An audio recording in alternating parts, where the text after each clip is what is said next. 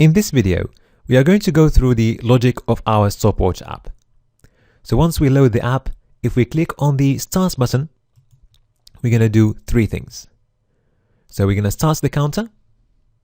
Also, we are going to show the Stop and Lap buttons, and we will change the mode of our app to On. Basically, we're going to have two modes, off and on. Once we load the app, the mode is going to be off, and once we click on the Start button, it's going to change to on. Okay? Now, if we click on the Stop button, we're going to do two things. We will show the Resume and Reset buttons, and we'll stop the counter. If we click on the Resume button, then this is going to show the Stop and Lap buttons, and we will start the counter again. But if we clicked on the Resume button, we would have just reloaded the page just like this. Okay. Now let's start the app again by clicking on the Start button. If we click on the Lap button, we are going to restart the lap counter, and we are going to print the details of the previous lap. And if we keep clicking on the Lap button, we're going to keep printing details of previous laps, just like this. So now we understood the logic of our app, and we are ready to translate this logic into jQuery code structure. Now let's create a JavaScript file where we're going to store our jQuery code.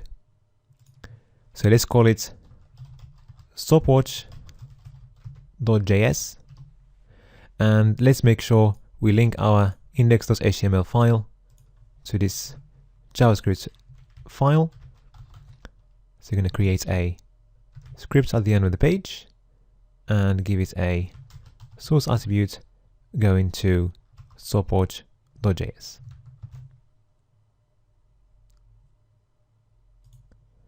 Okay. So our jQuery code structure is going to look like this. So on document load, we are going to do all these steps. So first of all, we're going to define all the variables we're going to need inside our code. So this includes the app mode, as mentioned earlier. We're going to need a time counter for counting the time, and a lap counter for counting the lap time. Okay. Also, we're going to need a variable for the set interval, like we did in the fruits game. Okay. And also, we're going to need another variable for the number of laps. So this is going to track the lap number that we're going to need when we print the lap details. Okay. And then we're going to need all these variables, the minutes, seconds, and centiseconds, that we're going to need to set the values of all these elements.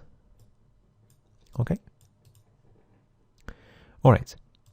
Now, when we load the app, we are going to do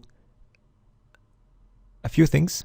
So we're going to start by hiding all the buttons, and then we're going to show only two buttons.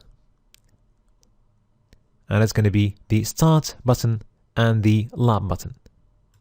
Okay. Let's load again. Okay. Then we are going to write some code to tell the browser what to do when we click on the Start button. So when we click on the Start button, we are going to change the app mode to on, and also we are going to show the Stop and Lap buttons. And also we're going to start the counter.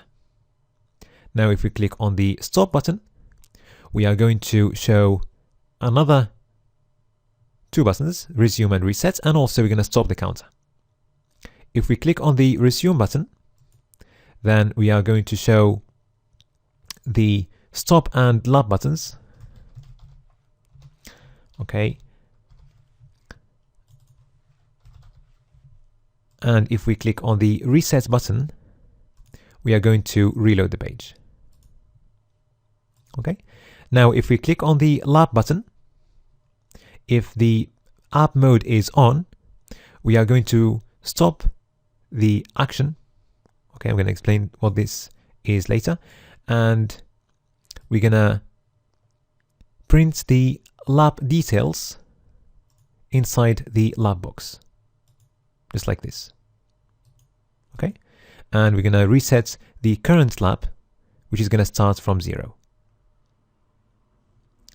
And finally, we're going to have a piece of code where we're going to write all the functions we're going to need to execute all the code we have covered so far. Okay, so in the next video, we are going to translate this code structure into jQuery code.